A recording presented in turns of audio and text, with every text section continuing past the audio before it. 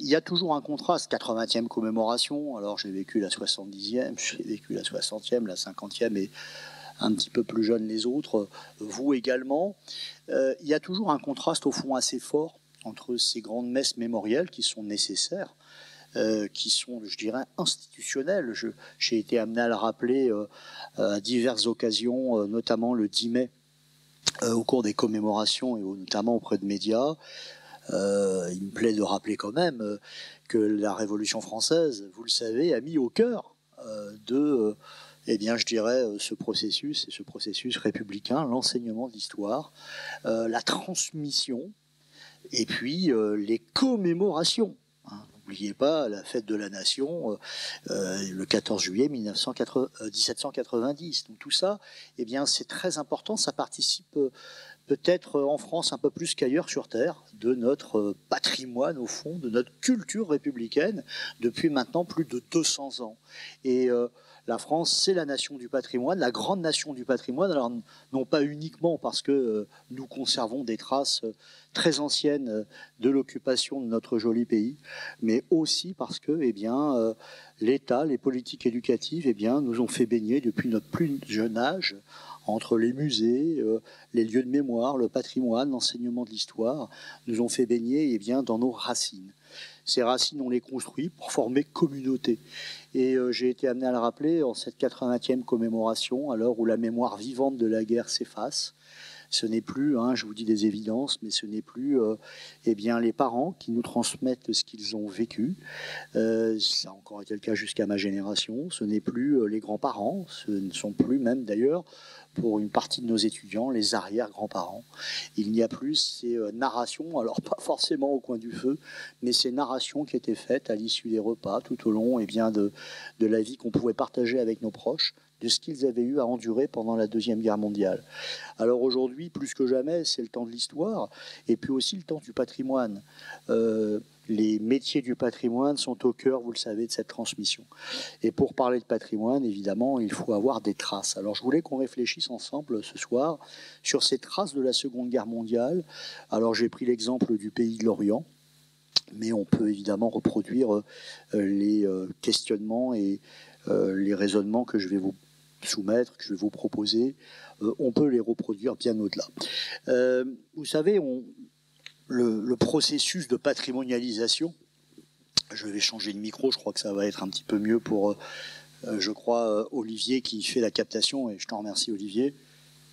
Donc je pense qu'à partir de maintenant, ça te va comme ça pour le son, Olivier? Voilà, très bien. Et donc de fait, je vais me poser, moi j'aime bien bouger, les étudiants vous le diront, mais là je vais me poser un petit peu. On peut définir la patrimonialisation. Alors, vous savez, c'est un processus qui est à la fois socio-culturel. Le patrimoine, la fabrique du patrimoine, c'est une construction sociale.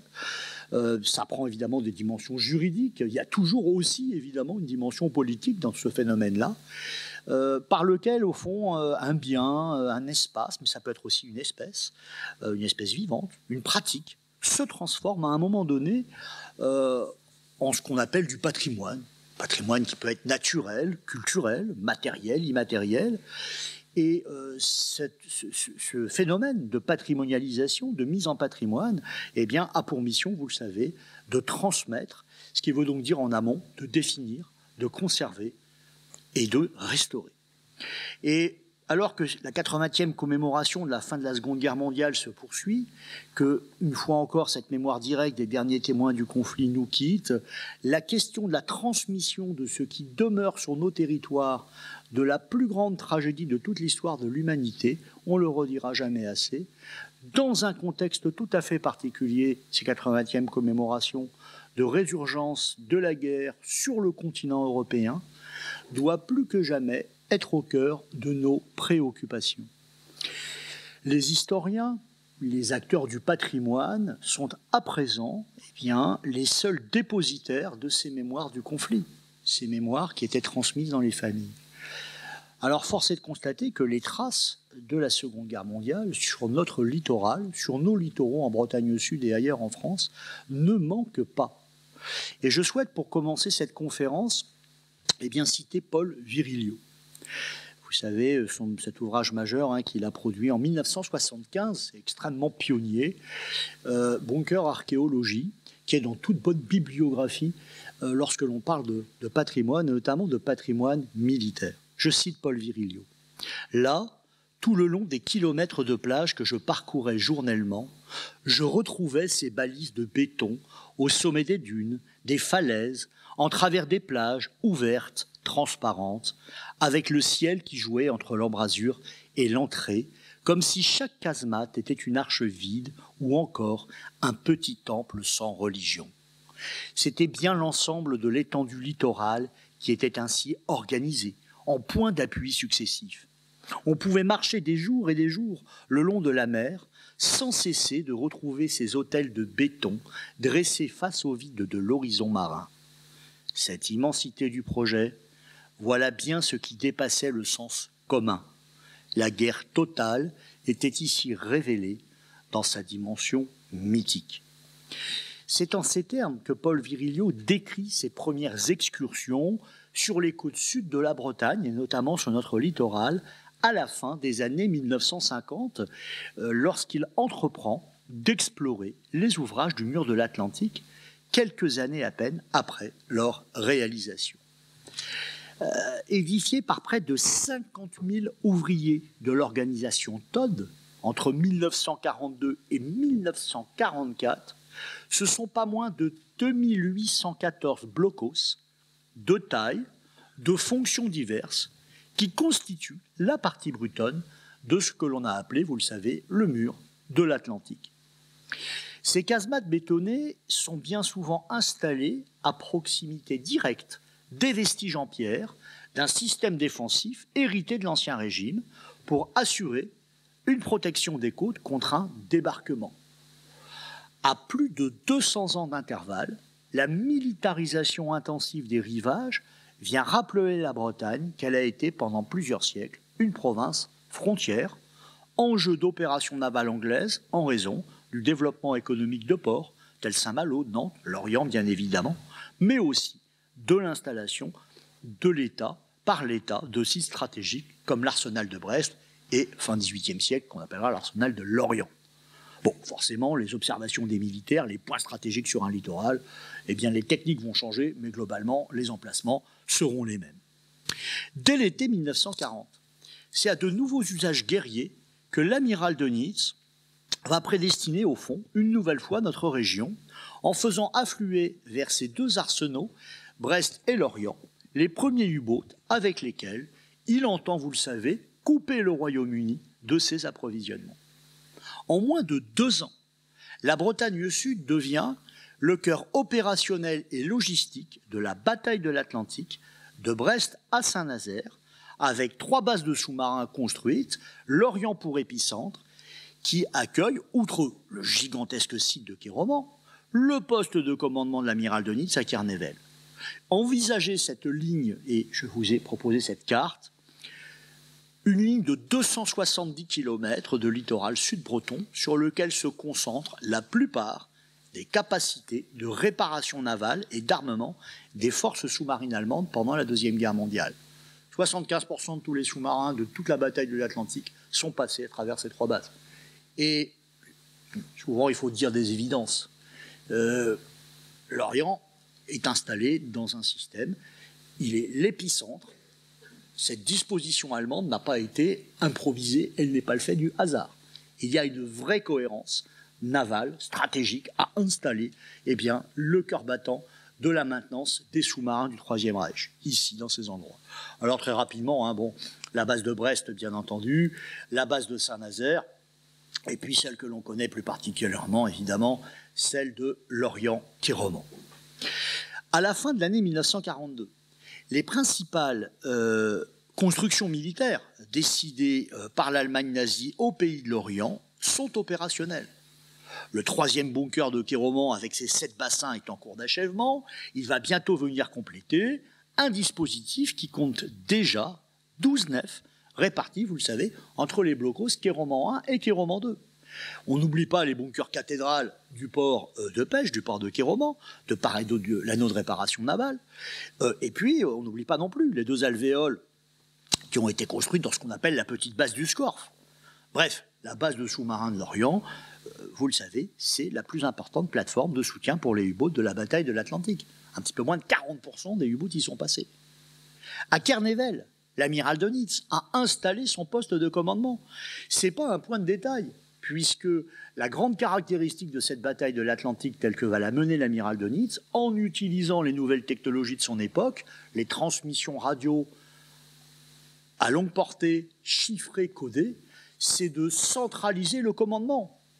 Les U-boats, vous le savez, vont, dans la mesure où ils le peuvent tous les soirs, transmettre en faisant surface, recharger leur batterie de nuit, transmettre leur position et transmettre les comptes rendus d'observation qu'ils ont pu faire, et notamment le positionnement des convois. À Kernevel, à l'Armor-Plage, eh bien, l'amiral Dönitz a une carte tactique, comme l'appellent les militaires, quotidienne. Et puis, eh bien, ça lui permet de faire converger par des ordres des meutes de sous-marins pour des effets de destruction optimum. Donc cette affaire des 3 blocos de Kernevel et donc le bunker principal qui est sous la villa de l'amirauté ou encore aujourd'hui, eh bien, c'est pas du tout un point de détail dans cette configuration-là. Et puis, évidemment, n'oublions pas, puisqu'on parle de blocos ce soir, les 4 grands bunkers qui ont été construits pour l'hébergement de la 2e et de la 10e flottille de U-boats, qui sont les 2 flottilles affectées à l'Orient.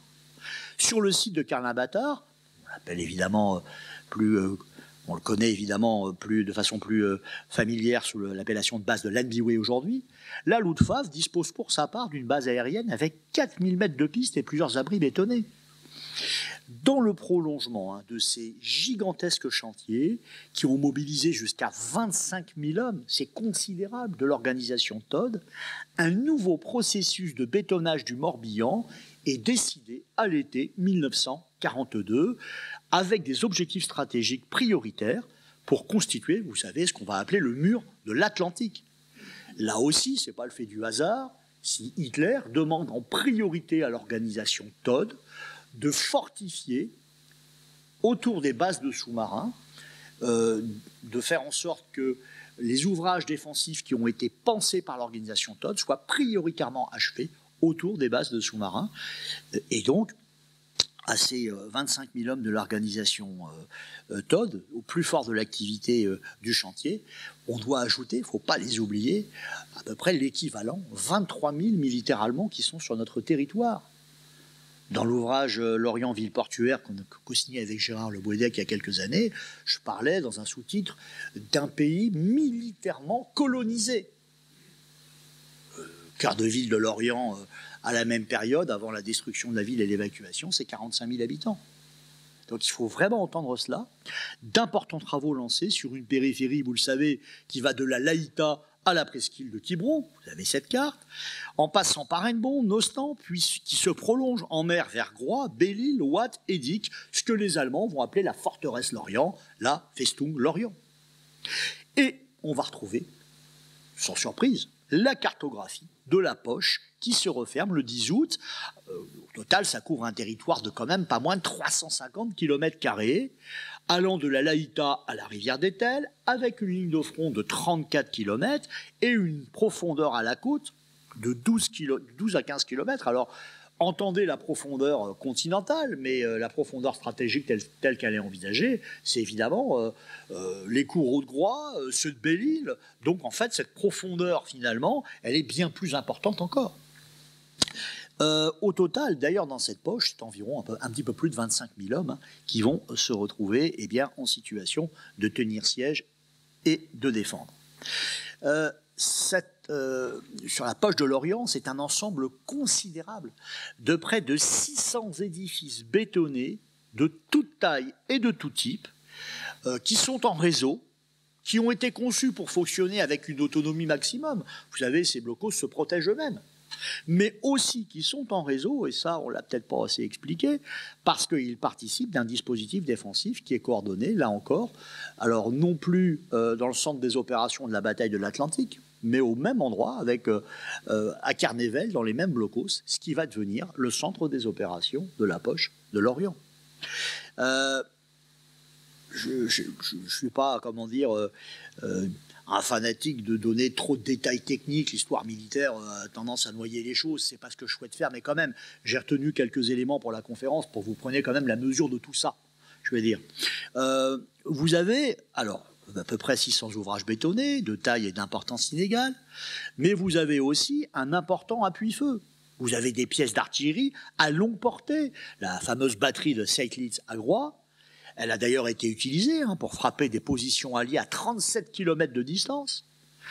N'oubliez pas non plus, car Laurent Constantin, mon ami, est là, donc je ne vais pas oublier la batterie du Bégot. Ne l'oubliez pas, avec 3 canons de 340 mm, qui ont détruit d'ailleurs plusieurs objectifs stratégiques pendant la poche, et notamment la gare de Vannes. Ça vous donne quand même la capacité militaire, mais aussi des blocos d'observation, de direction de tir, de détection, et puis des abris pour l'artillerie mobile, pour les munitions, pour le stockage des carburants, de l'eau, ou encore la production de l'énergie. Sans oublier l'important réseau de transmission qui relie chaque ouvrage par moyen téléphonique et radiophonique. On a les deux possibilités. Il y a des centrales de connexion qui sont protégées et l'information, je l'ai évoqué, peut être analysée dans le PC de Kernevel où s'est installé le général Farnbacher.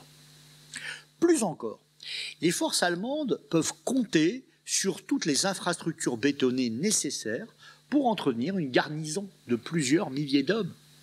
De nombreux hébergements fortifiés sont dispersés sur tout le territoire de la poche. Alors il y a des abris de proximité directe des batteries, où on peut mettre une centaine de bonhommes, quelques dizaines par endroit. Mais il y a aussi des grandes casernes. Les casernes des équipages de U-boat. Les équipages de U-boat, ils ne sont plus là. Ils ne sont plus là depuis la fin 1943, mais on peut les utiliser. Et puis vous avez, pas l'oublier, la grande caserne protégée qui se trouve dans Kéroman 2, conçue pour héberger 1000 hommes. Ce qu'elle fait réellement. Je ne vais pas multiplier, les exemples, mais en tout cas, vous avez tout un ensemble d'édifices, sans parler de souterrains, comme celui de Soie à Plumeur, qui Alessandra est là, et donc, vous avez là tout à fait, et puis j'oublie pas non plus à la base de Carlin-Bâtard, où vous avez évidemment de quoi faire des hébergements fortifiés. Enfin, les infrastructures sanitaires. Avec ce que les Allemands appellent les Sanitätsbunker, avec des infirmeries et des blocs opératoires bunkerisés, notamment ceux de l'hôpital maritime, bien connu sous le nom d'hôpital Calmette, mais également l'hôpital de la base aérienne de Carlin-Bâtard, et aussi l'infirmerie du Stanko à Guidel. Je ne vais pas multiplier les exemples. C'est un siège, vous le savez, qui va durer 277 jours, jusqu'à la reddition le 10 mai 1945, et qui va enfermer jusqu'à 9200 habitants, avec des évacuations progressives au pays de l'Orient, et n'oublions pas les 5200 habitants dans la presqu'île de Quiberon. J'arrive pas à les appeler les empochés, c'est ce que la presse désigne des 45 ou fin 44, les empochés, j'ai du mal avec ce terme-là, mais c'est le terme qu'on a donné, moi j'ai du mal avec ça. Bon, ils ont suffisamment souffert comme ça, je trouve qu'on n'a pas besoin de reprendre forcément les vocables de la presse, même si, voilà. En tout cas, moi j'ai du mal à le faire. Ces traces plus ou moins massives de cette histoire, les blocos du pays de l'Orient, constituent de nos jours, il faut le reconnaître, des vestiges altérés, bien souvent occultés, alors d'interprétation assurément très difficile pour le profane, globalement, c'est-à-dire pour nous tous. Je m'inclus dedans. Bon, je comprends peut-être un petit peu mieux parce que j'ai passé pas mal de temps il y a quelques années quand je m'intéressais plus à ces sujets-là sur les mises en cohérence, les cartes, évidemment. Mais une fois encore, je ne suis pas un historien du militaire. Moi, je suis un historien de l'État, de l'économie, des sociétés. Voilà, ce qui m'intéresse, c'est moins la guerre que ses effets sur les sociétés. Et c'est ce que je fais depuis 32 ans dans ma vie de chercheur. Voilà, à un moment donné, il faut en passer par les canons, si on veut comprendre. Mais, une fois encore, ce n'est pas mon cœur de métier en histoire. Ces éléments du mur de l'Atlantique, qui sont disséminés sur le littoral, à l'intérieur des terres, ont pour plusieurs d'entre eux été rasés au cours des 25 dernières années. Alors, dans le cadre, et je vais en parler ce soir, d'opérations d'aménagement urbain, de valorisation des espaces côtiers. Ils participent pourtant des traces significatives pour la compréhension globale du système opérationnel et défensif qui protégeait la base de sous-marins de Quiroman, et plus généralement pour l'histoire de la poche de l'Orient, pour l'histoire de la Seconde Guerre mondiale à l'Orient. Vous voyez le contraste des commémorations qui ont été remarquables. Un peu plus de 25-26 000 visiteurs le 10 mai. Et c'est formidable, ce temps qui a été le nôtre, avec le temps mémoriel d'un côté, et puis les belles fêtes organisées à Quiroman, mais aussi dans d'autres communes. Je salue le maire de Caudan, Fabrice Velli, mais merci de venir ce soir, et aussi tout ce que vous avez organisé à Caudan, et j'y étais, et tout ça, ça a été formidable. Et en même temps, cet effet contraste entre ces temps de retrouvailles mémorielles, et puis après, eh bien, l'usine à destruction du bunker dont je vais parler, qui reprend. Et puis on attend encore quelques années plus tard. Alors là, on n'attendra plus l'effacement de la mémoire directe, puisque cette mémoire directe, eh bien, malheureusement, elle nous quitte là. Voilà pourquoi je voulais, ce soir, j'ai fait une longue introduction. Les étudiants vont sourire, parce que je leur dis souvent, faites de longues introductions. Et vous voyez que je donne l'exemple, je fais toujours de longues introductions. Il faut contextualiser. C'est, je dirais, je me tourne vers mon ami Damien Surget, géographe, bien sûr. Mais nous, les historiens, on ne sait pas faire des phrases courtes parce qu'on a toujours besoin de contextualiser. C'est la limite de notre discipline, mais vous souriez, a priori, cette discipline, elle n'a pas que des limites. En tout cas, on ne sait pas faire autrement. Bref, 40 ans après les travaux pionniers de Paul Virilio, qui, vous l'avez compris, voulait ouvrir la voie de façon extrêmement pionnière d'une intégration des ouvrages du mur de l'Atlantique au patrimoine historique national, eh bien la question c'est quelles sont les pratiques en Bretagne Sud aujourd'hui, où en est l'avancement du processus patrimonial. Voilà ce que je souhaite évoquer avec vous, en rappelant d'emblée que, vous l'avez compris, ces blocos sont principalement perçus comme des entraves au développement, voire comme le symbole de tous les malheurs des cités détruites en raison de leur existence, et ces vestiges présentent assurément des difficultés de mise en patrimoine que je vais aborder avec vous, alors avec bien sûr une approche, je dirais presque classique du processus patrimonial, l'inventaire, ensuite eh bien, je dirais les problématiques d'appropriation par les sociétés ou pas, les regards que l'on peut porter sur eh bien, des traces pour au fond savoir si elles sont capables de fédérer suffisamment afin que eh bien, elles intègrent l'idée qu'on doive les transmettre et donc de fait eh bien, les conserver, les protéger. C'est donc dans un premier temps, ce que je vais essayer de faire avec vous, c'est d'ailleurs sur ça que je me suis concentré le plus ce soir, c'est peut-être tout simplement de reparler de ces vestiges de la poche et ces vestiges de la guerre à l'Orient. Parce qu'ils sont partout autour de nous, en fait on ne les voit pas. Ou alors on s'est habitué à voir ces ruines, mais est-ce qu'on a été un peu plus loin en fait? Alors, je vais sans plus tarder essayer de faire un état des lieux avec vous de ces vestiges de la poche et de ces vestiges au fond de la Seconde Guerre mondiale à l'Orient, 80 ans après la libération de notre territoire. Il faut entendre au fond que les traces de la poche de l'Orient qui subsistent, et plus largement dans le Morbihan, vous savez, sont à la fois nombreuses, je l'ai évoqué, de taille et d'importance inégales, dispersées sur des sites qui plus est, de statuts juridiques divers. Sur des terrains militaires, sur des terrains publics, et dans des espaces privés, dans les jardins de particuliers, dans les champs d'agriculteurs. Il est significatif de constater, ce sera la première remarque que je vais essayer de formuler avec vous ce soir.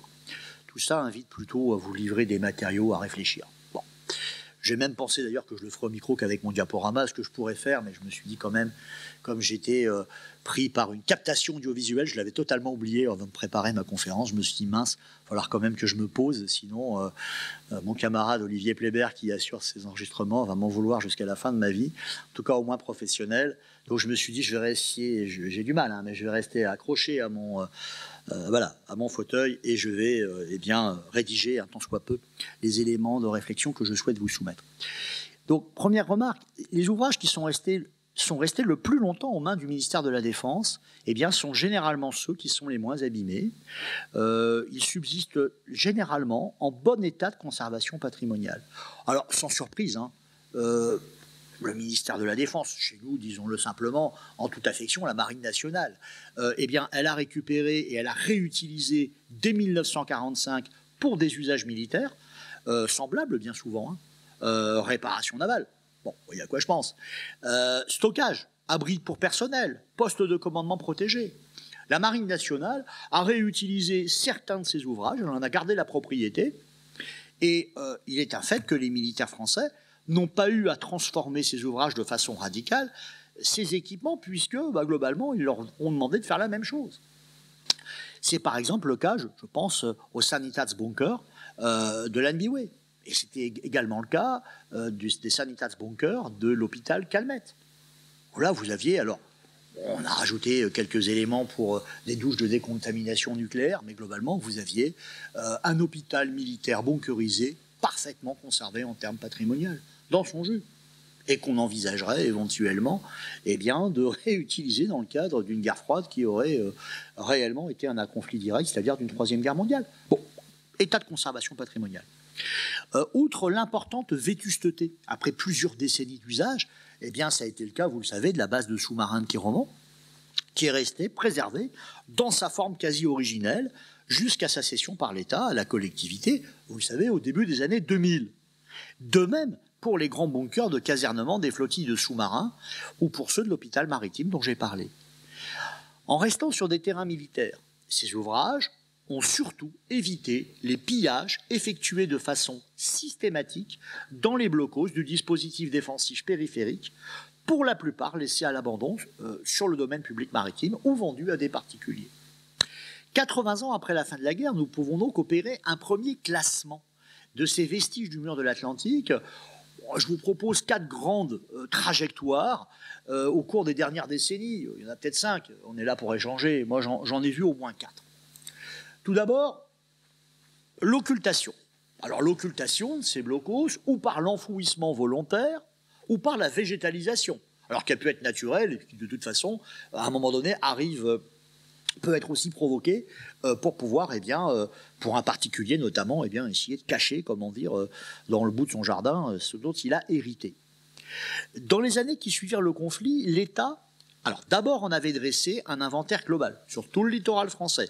Nous avons ces archives, elles sont ouvertes, et donc nous savons exactement tout ce qui se trouve sur le mur de l'Atlantique, tous les blocos construits par le Troisième Reich en France. Nous avons ça, c'est déposé aux archives de Vincennes, aujourd'hui numérisé, d'ailleurs formidable, accessible en ligne sur Internet. Le fameux rapport Pixen-Dussel. Donc c'est le cas, donc l'État a commandé l'enfouissement et la condamnation des accès des bunkers dont le ministère de la Défense n'avait pas l'utilité. Donc ça veut dire qu'avec des bulldozers, on a bouché, les accès. Tout ça a été démilitarisé alors avec plus ou moins, de rigueur par endroit. Ce qui a ensuite inspiré des bunkers archéologues qui étaient moins historiens et spécialistes du patrimoine que Paul Virilio. C'est le cas de la plupart des blocos en zone rurale, tout particulièrement ceux de Guidel, qui conservent le plus important patrimoine militaire de la Seconde Guerre mondiale, vous le savez, au Pays de l'Orient, à peu près 180 ouvrages disséminés sur la commune de Guidel. 180 ouvrages. Cette occultation s'est également opérée en milieu urbain par la densification des réalisations d'édifices, voire même des constructions sur certains blocos. Et de fait, ces ouvrages ont l'avantage d'être préservés, souvent en bon état d'ailleurs de conservation, lorsqu'ils n'ont pas subi les pillages du lendemain de la guerre, ou ceux réalisés plus tard en toute illégalité que j'ai sous-entendu.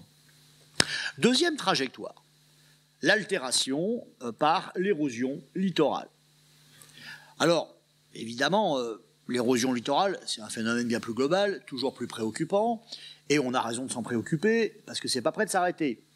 En tout cas, les blocos n'échappent pas à cela, à la lente et inexorable dégradation des ouvrages, d'autant que les blocos, ceux qui sont construits sur les plages à proximité des sites qu'ils devaient défendre littoraux, ont été conçus pour rouler en cas de forte contrainte. Globalement, un tir d'artillerie, les personnes qui sont dans la casemate, vont rouler avec le blocos, mais seront protégées, elles sortiront comme elles peuvent. On avait ce cas-là, lorsque j'étais enfant, il y avait 2 blocos comme ça sur la plage du Fort Bloqué, ça parlera peut-être, vous avez ces mémoires-là, qui avaient roulé. Et donc, alors, érosion littorale, bien sûr, ils n'ont pas roulé par le fait de l'artillerie, mais ils ont roulé parce qu'ils étaient conçus ainsi. Alors là, les fondations n'ont pas été sapées par un tir de canon d'artillerie côtière pendant la guerre, mais au bout d'un moment, par état naturel, ça a roulé. On avait au moins un Tobruk au fort bloqué et un blocos auquel je pense qui avait roulé, qui ont bien sûr été déconstruits. Je ne parle évidemment pas du mur anti-char du Courrégan. Hein. Si vous prenez la route côtière, vous y passez. C'est précisément donc tout cela qui va faire que, eh bien, il y a donc des phénomènes d'altération. Je ne parle même pas non plus de la casemate qui est à l'embouchure de la Laïta, vous savez, qui s'est dégagée il y a une dizaine d'années. Ça s'est fait en un hiver. Il y avait une dune de sable dessus. En un hiver, on a vu sortir cette casemate. Donc ça, eh bien, c'est les mouvements naturels et soi-disant conçus pour tenir 1000 ans. En tout cas, ça n'échappe évidemment pas aux phénomènes naturels. Autre, comment dire, trajectoire pour ces ouvrages défensifs, la réutilisation à titre public ou privé. Ah oui, ça vous rappelle des choses. J'ai essayé d'en faire pour toutes les communes, hein, tant qu'à faire. Je me suis dit, la population vient du pays de l'Orient. J'aurais pu être sur un inventaire encore plus long, hein, mais on ne va pas y rester 3 heures non plus. Mais voilà, j'ai essayé d'en donner pour tous les goûts. S'il y a des communes qui ne sont pas concernées, j'en suis désolé. Je peux faire des choses pour vous en cas de désespoir. Ce sera après la conférence. En tout cas, réutilisation à titre public ou privé. Alors vous le savez, la cession par l'État des blocos a pu s'accompagner de réutilisations diverses. Alors, résidence d'été pour des particuliers, c'était le cas sur le port de Kerok, dès le lendemain de la guerre, local de stockage, musée personnel au Cosquerie Cample-Meur, j'en reparlerai, mais également des réutilisations par des communes. Hein, ici, rappelez-vous, c'était quand même charmant, hein, ce petit théâtre de plein air, ces gradins à l'Armor-Plage, voilà, juste à l'entrée de, comment dire, de Port-Maria. Voilà, en tout cas, moi, je me rappelle enfant que c'était très agréable, et on les voyait plus, ces blocos, puisque vous le savez probablement, mais à l'intérieur, comment dire, de ces blocos, les services techniques de la commune de l'Armor avaient stocké le matériel, eh bien, notamment le matériel qui permettait au théâtre, aux pièces de se faire. Bref, bon, la reconversion, évidemment, là, sans transition, hein, la reconversion, la réutilisation la plus importante, évidemment, c'est celle de la base de sous-marins de Quiroman. C'est tenu dans cet amphithéâtre ici, je l'avais organisé en septembre 2021, entre 2 confinements. Alors l'ouvrage sera publié, hein, je publie tous mes colloques. Des fois, ça met du temps parce que la vie universitaire vous rattrape, et pas que. Mais globalement, l'ouvrage Quiroman, l'ouvrage Les bases de sous-marins en Europe, 1940. 2020, 80 ans de trajectoire, sera publié. Et donc, j'avais convoqué des collègues depuis la faculté de Norvège, donc depuis Trondheim jusqu'à Marseille, et donc 12 villes portuaires, 20 hauts de bunker, et donc, eh bien, essayer de faire un état des lieux. Lorsqu'on a fait cet état des lieux, assurément, la reconversion de la base de sous-marins de Quiroman, sa réutilisation après la guerre, c'est la meilleure trajectoire économique au cours des 80 ans. Bon, en même temps, c'est l'argent français qui l'a payé, 1 milliard de francs. Hein. Mais on n'a quasiment aucune interruption fonctionnelle et on a des usages économiques sur cette partie du territoire quasi ininterrompus depuis la construction de ces blocos. Bon, ce n'est pas du tout le cas ailleurs en Europe. Ailleurs, c'est bien plus tragique, mais ça, c'est l'ouvrage qui vous permettra de le découvrir ou de le redécouvrir. En tout cas, la reconversion en pôle nautique européen de premier ordre, bien sûr. Là, l'action publique a naturellement privilégié des secteurs d'activité porteurs d'emplois. Il y avait là 500 emplois au doigt mouillé en 1995 à la fermeture de la base. Il fallait essayer de redéployer ce site. Et donc, il y avait aussi, vous le savez, la nécessité de diversifier le modèle du développement maritime du territoire. Donc voilà, en même temps, il y avait le refus de la destruction de ces blocos. Alors, c'était peut-être pas affirmé aussi clairement ni par Jean-Yves Le Drian, ni par Norbert Métairie au début, quand il y avait la gestion de ce dossier. Mais voilà, on n'envisageait raisonnablement pas de faire ça. La belle tactique était de dire, finançons une étude pour savoir combien ça coûte de le démolir. Voilà, bon, ça, politiquement, c'était adroit. Parce que ça a été chiffré. Hein, voilà. Et on s'est dit, oui, au doigt mouillé, 100 millions d'euros pour tout casser. Donc, globalement, pour le même prix, on aura un terrain vide. Alors que pour le même prix, on pourrait reconvertir et avoir quelque chose. Et ce quelque chose, on l'a défini. Et vous savez, aujourd'hui, c'est plutôt un succès qui va même bien au-delà de cette base de sous-marins qui revend. On ne sait plus où mettre les bateaux de plaisance et de course au large aujourd'hui dans ce territoire. Bon, peut-être finir par enlever tous les autres. Là, ce serait un peu plus inquiétant. Mais bon, je suis là aussi pour faire, évidemment, mon travail de questionnement sur à la fois l'histoire et en même temps en puisant les questions dans bien les réalités actuelles de notre territoire. Bref, en tout cas, il n'y a pas eu de destruction. Par contre, la crainte que la logique patrimoniale ne conduise à des mesures juridiques conservatoires, évidemment, elle était bien réelle et on peut l'entendre. Moi, je l'ai dit à l'époque, partout où j'étais, ne voyez pas l'historien comme un empêcheur de tourner en rond. J'ai moi-même eu un combat militant pour protéger la base de sous-marins Quiroman, et quelque part, 26 ans plus tard, j'y suis encore un peu avec le musée sous-marin.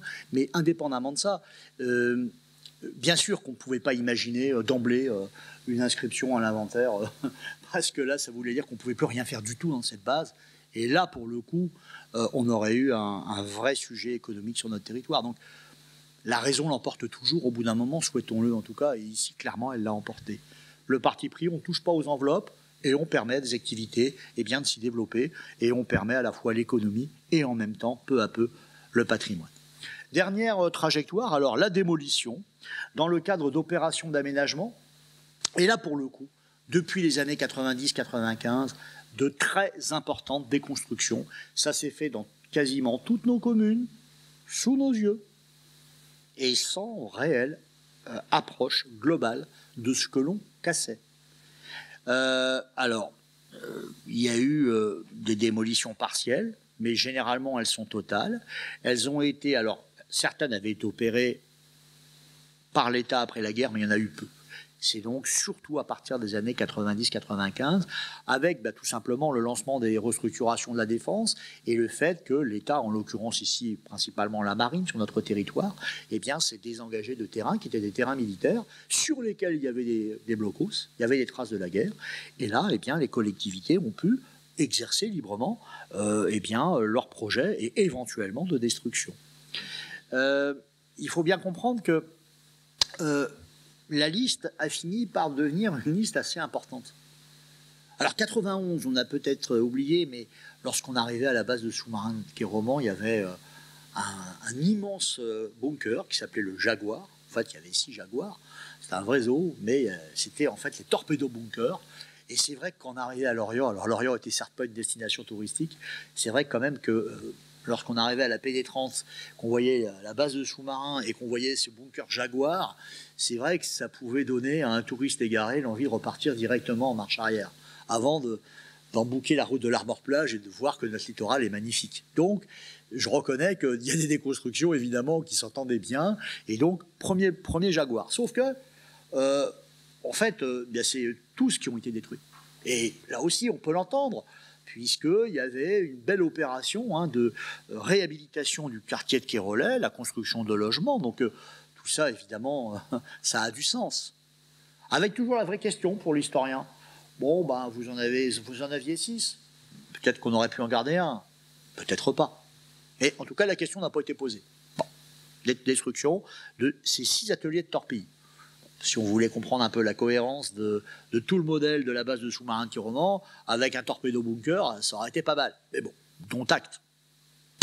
En 2004, c'est au tour des 2 grands Sanitätsbunker, qui étaient en parfait état de conservation, au sein de l'hôpital maritime Calmette. Un a été préservé, mais 2 ont été détruits dans le cadre de la construction, bien sûr, du nouvel hôpital du Scorff. 2 ans plus tard, le grand blocos de la place Nayel est effacé, ça s'entend, au profit de la réalisation du centre commercial du même nom et de l'opération immobilière en plein centre-ville. Tout ça, ça s'entend.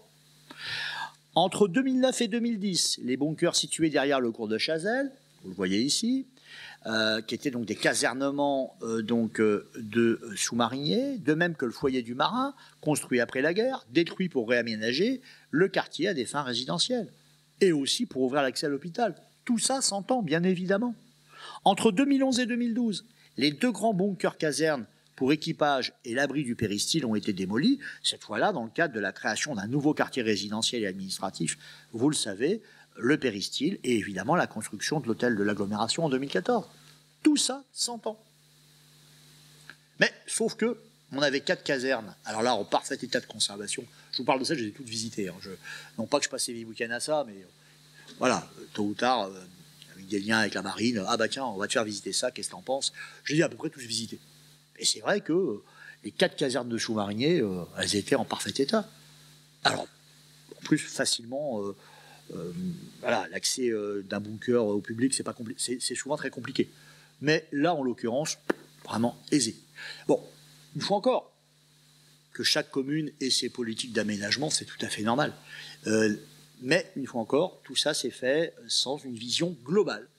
sans le questionnement de se dire est-ce que peut-être on pourrait garder un exemplaire? Est-ce que peut-être on pourrait imaginer un jour un parcours patrimonial dans l'ensemble du pays de l'Orient autour de ça? Et pour cela, pas besoin de garder tout, mais quelques traces significatives suffiraient. Sur la côte, certains ouvrages ont été démolis, là aussi on l'entend. J'ai parlé de ceux du Fort Bloqué, ils étaient déjà roulés au sol. Et puis, bien sûr, tout au long du littoral. Alors évidemment, notre petit théâtre, là aussi, on peut comprendre qu'à un moment donné, on a envie de passer à autre chose. Donc ces beaux locaux ont été, détruits dans le cadre de la construction, du projet de casino à Localtas. Bref, si l'ensemble de ces opérations a permis peu à peu de remodeler l'Orient et ses territoires périurbains pour favoriser leur développement, l'accélération de l'effacement des traces de la Seconde Guerre mondiale au cours des 30 dernières années n'est pour autant pas sans poser quelques questions, à commencer par celle du statut patrimonial. Parce que si vous détruisez à tour de bras, c'est qu'assurément pour vous, ce n'est pas du patrimoine. Et c'est la seule chose que je veux retenir de ce catalogue que je fais devant vous. Voilà. Alors, venons-en précisément à mon deuxième point. Ce processus patrimonial, en effet, il est difficile. Moi, je me rappelle lorsque, dans cet amphithéâtre et ailleurs, avec notre regretté François Chappé, qui, au tout début du département d'histoire, on était deux, lui et moi, à aller parler de patrimoine pendant la reconversion de la base. C'était le début de l'UBS, 96, 97, 98. Et François me disait souvent, allez, viens, on va aller écouter ce qui se dit. Il y en a qui veulent détruire la base. C'est bien que nous, les historiens, on puisse donner des contrepoints d'interprétation. Après, les citoyens feront ce qu'ils veulent, bien entendu. Le patrimoine, ça ne se décrète pas, évidemment. Mais en tout cas, il faut quand même exprimer aussi la voix, de l'histoire des lieux et des symboliques des sites. Et donc, c'est vrai que le patrimoine militaire, le patrimoine des blocos, on voyait bien toute sa difficulté avec un argument qu'on nous objectait souvent. Ah, mais la citadelle de Poré, regardez, c'est beau. La base de sous-marins, c'est laid. Voilà ce qu'on nous disait. On a le droit de le penser. Il faut encore, je ne suis pas tout à fait certain, je ne pourrais jamais avoir de réponse historienne et scientifique à la question, mais en tout cas, je me garderais bien de proclamer que pour les habitants de notre territoire au XVIIe et au XVIIIe siècle, cette imposante citadelle construite à l'entrée de la rade était considérée comme belle. Voilà, c'était de l'architecture militaire, comme au XXe siècle. La base de sous-marins qui remonte est une architecture militaire, et on a le droit de ne pas la trouver belle, assurément. Mais en tout cas, c'est assurément pas l'argument « Ah, mais c'est ancien, donc c'est du patrimoine ». Rien n'est moins sûr. Vous voyez bien la difficulté. C'est d'ailleurs pour ça qu'avec ma camarade Émilie Dorgex et mon ami Nicolas Ménène, on a fondé il y a maintenant 8 ans le GIS Patrimoine Militaire. Parce qu'on sait la difficulté de mise en patrimoine des sites militaires en général, alors ceux de la Seconde Guerre mondiale en particulier. Je vais évoquer avec vous quelques obstacles.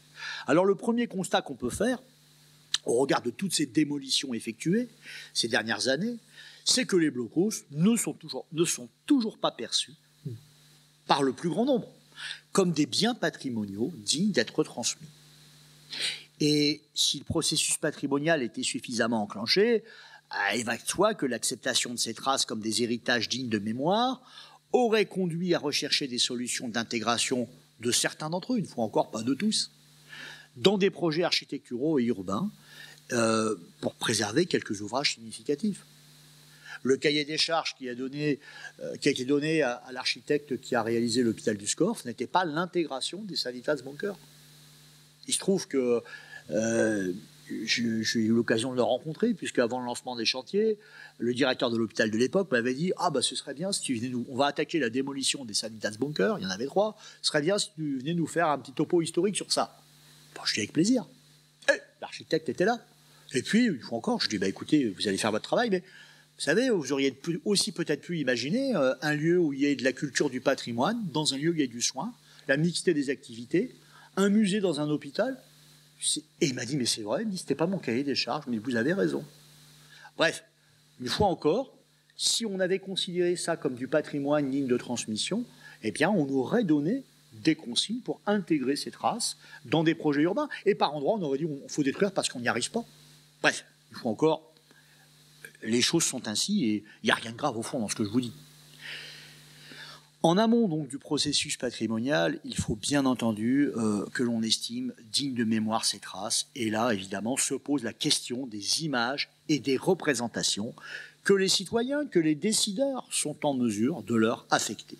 Alors concernant les blocos, malgré leur méthodique conception standardisée, une première distinction s'impose, je vais encore vous dire une évidence, entre ceux qui subsistent sur les côtes normandes, pourtant c'est les mêmes, hein, et puis qui symbolisent la vulnérabilité du mur de l'Atlantique, que l'on associe justement à l'histoire de la libération de la France et de l'Europe, et les ouvrages fortifiés autour des bases de sous-marins qui ont permis, pour le coup, la constitution des poches défensives.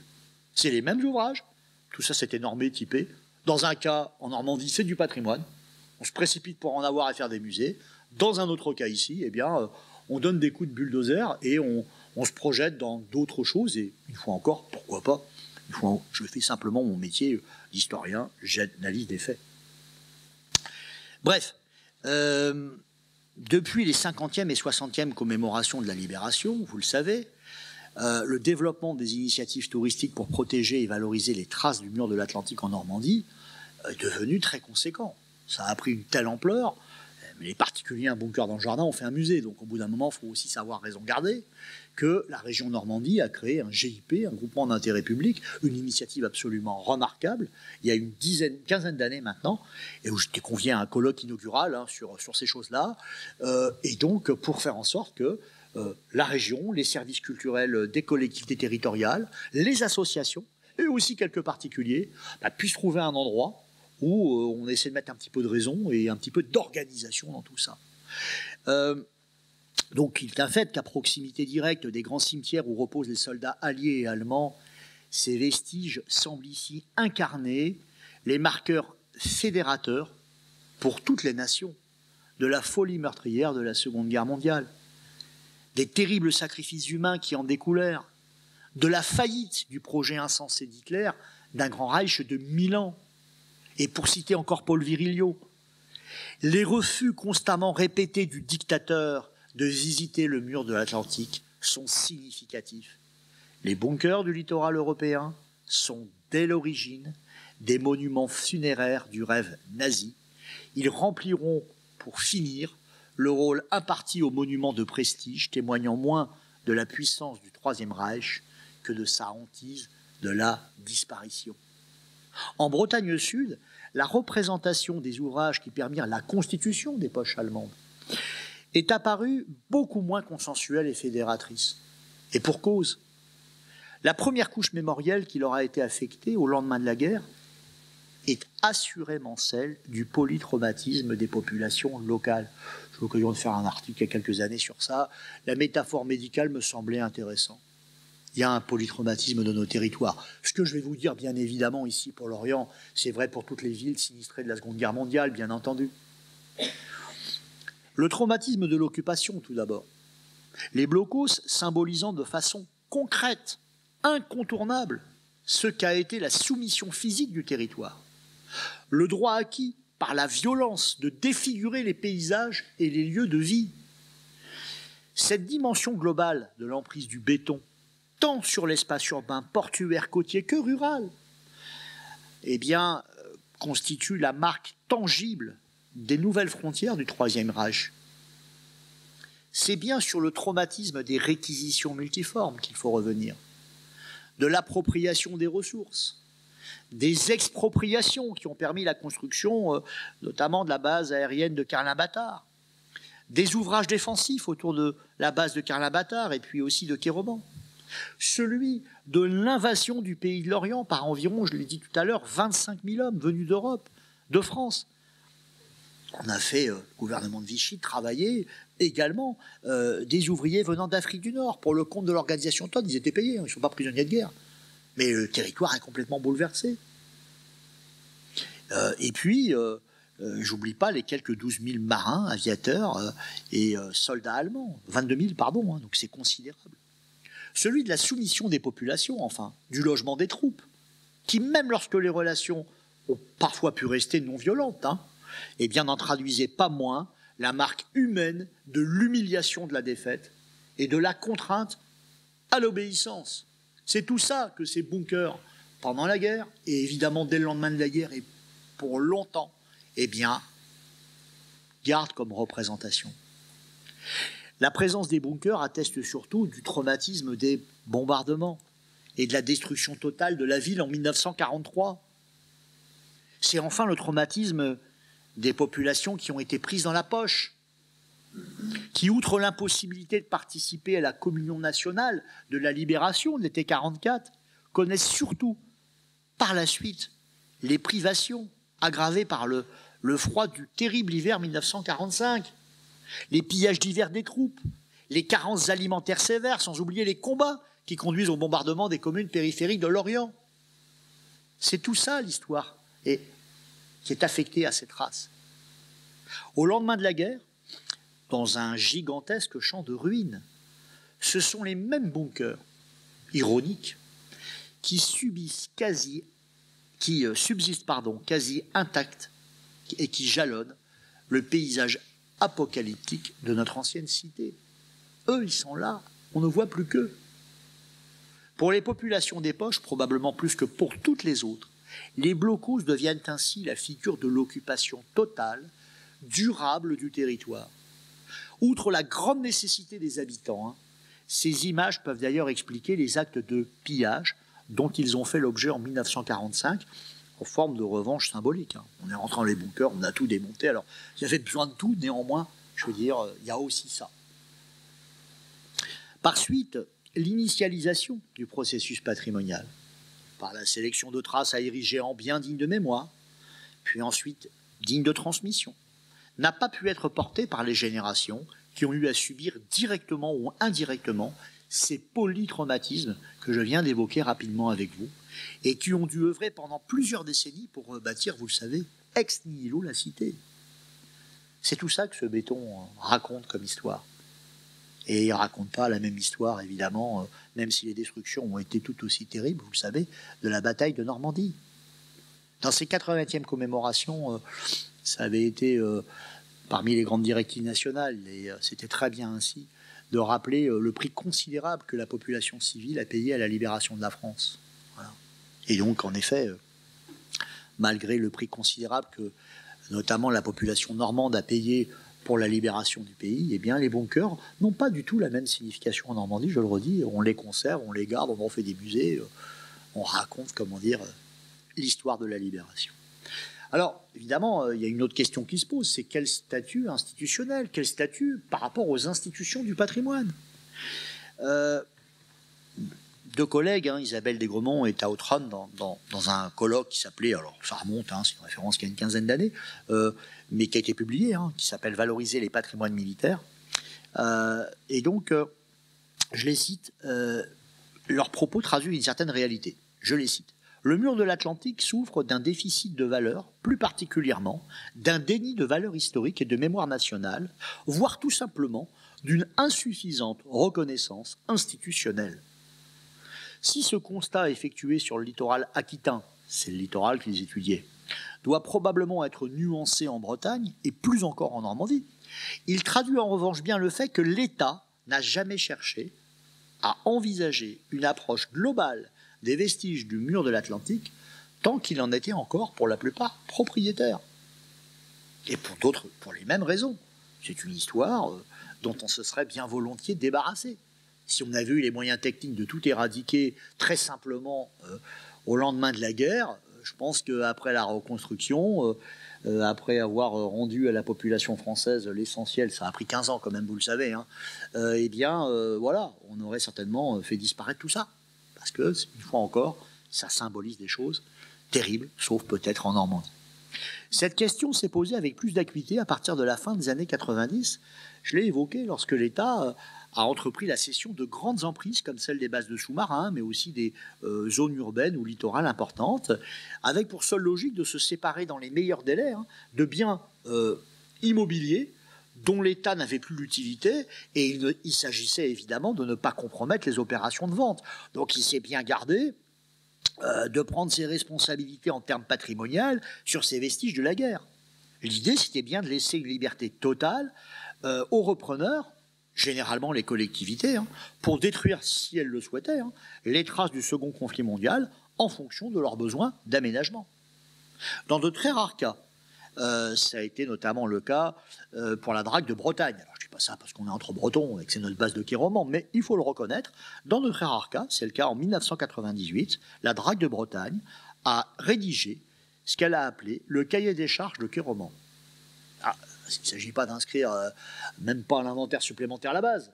Mais par contre, on fait un cahier des charges. Ça veut dire que des professionnels, des conservateurs disent attention, voilà, vous avez une liberté juridique totale, mais attention, voilà le regard de l'institution, des professionnels sur ce qu'est ce site, la base de sous-marin de quai roman. Par ailleurs, il faut dire ce qui est. Ces prescriptions n'ont pas conduit à une inscription à l'inventaire, même pas supplémentaire du patrimoine. Mais elles avaient le mérite d'être formulées. Il faut avoir, comment dire, finalement faire un bond de 10 ans en avant. Et il faut reconnaître qu'à la faveur de la décentralisation et de la structuration des DRAC, mais aussi des grandes commémorations décennales de la Seconde Guerre mondiale, mais aussi avec la décentralisation et les transferts des compétences de l'inventaire, comme vous le savez, aux régions, aux collectivités territoriales, eh bien, on a enfin fait un pas considérable dans les premières phases d'un processus patrimonial, avec des inventaires qui ont été réalisés, mais aussi avec, pour certains ouvrages de la Seconde Guerre mondiale, par endroits, eh bien, des inscriptions à l'inventaire supplémentaire du patrimoine. Le mouvement est initié. Mais ces actions demeurent globalement peu connectées au niveau national, au niveau interrégional. Ça dépend des endroits. Donc depuis la loi de 2004 et le transfert des compétences de l'inventaire, là il y a vraiment eu un travail considérable, je vais en reparler, qui a permis de créer des inventaires, notamment des inventaires en ligne, et malgré tout, même si ces images... même si la connaissance de l'histoire nous envoie dans la bonne direction, néanmoins, les images négatives héritées de la guerre, la tardive reconnaissance des institutions, tout ça ne contribue pas à une lecture claire pour un public large de ce que sont ces blocos de la Seconde Guerre mondiale. Nous avons toujours un regard atomisé sur ces traces, sans grande compréhension de leur fonctionnalité et de leur sens à l'endroit où elles se trouvent. Et cette vision resserrée sur des éléments dont les citoyens ne perçoivent pas les fonctionnalités contribue assurément à renforcer leur représentation de blocs de béton isolés, uniformes, inesthétiques, sans valeur patrimoniale, devenus le plus souvent des entraves au développement de nos territoires.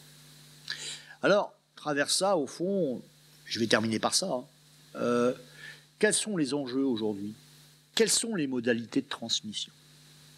Alors, tout d'abord, je l'ai évoqué, même si les bunkers restent handicapés par des problèmes de représentation, d'appropriation par le plus grand nombre, le niveau basal du processus patrimonial semble à présent être amorcé en Bretagne Sud très clairement par le biais d'inventaires, de publications qui ont été réalisés à des niveaux différents et complémentaires.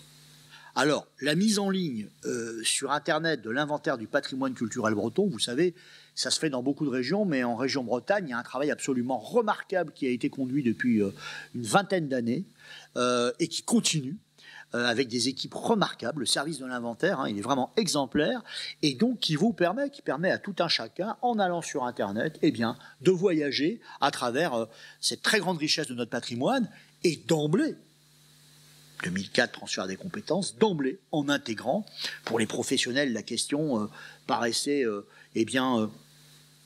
indispensable, nécessaire, en intégrant d'emblée tous les ouvrages militaires, y compris ceux, évidemment, de la Seconde Guerre mondiale.